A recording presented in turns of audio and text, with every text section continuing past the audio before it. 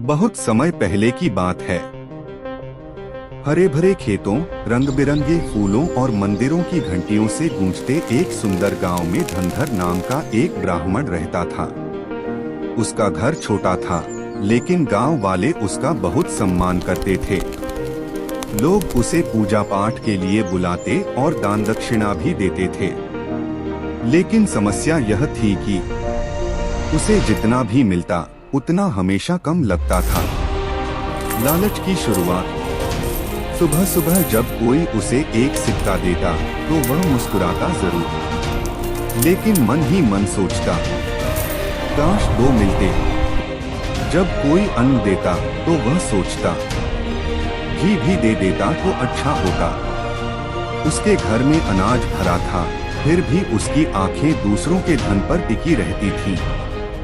गांव का रंगीन जीवन।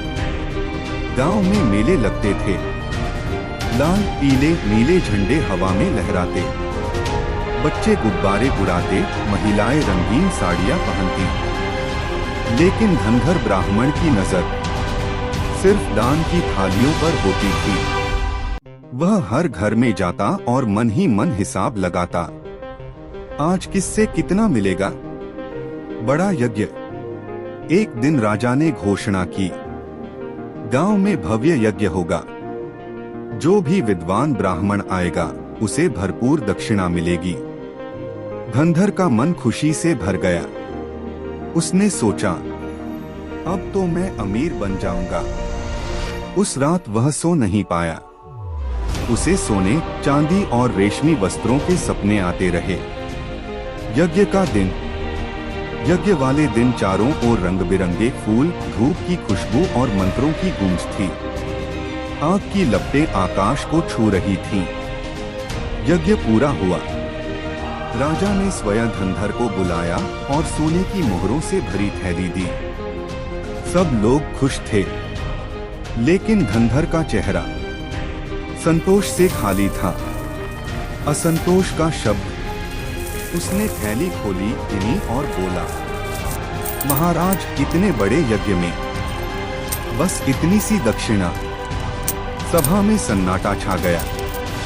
रंगीन वातावरण अचानक फीका पड़ गया। राजा का निर्णय। राजा शांत स्वर में बोले, जिसे संतोष नहीं, उसे दुनिया का सारा धन भी कम लगता है।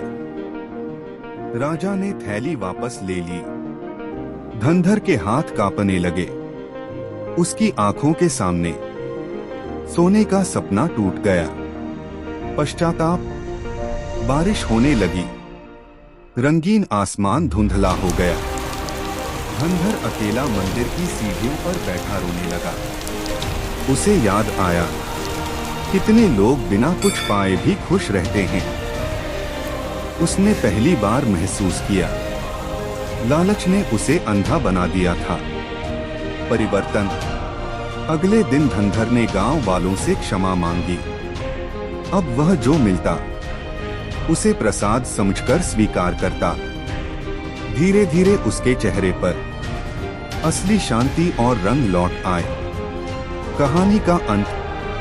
अब धनधर गरीब नहीं था, क्योंकि उसके पास संतोष का धन था। शिक्षा, मोरल। लालच जीवन के रंग छीन लेता है।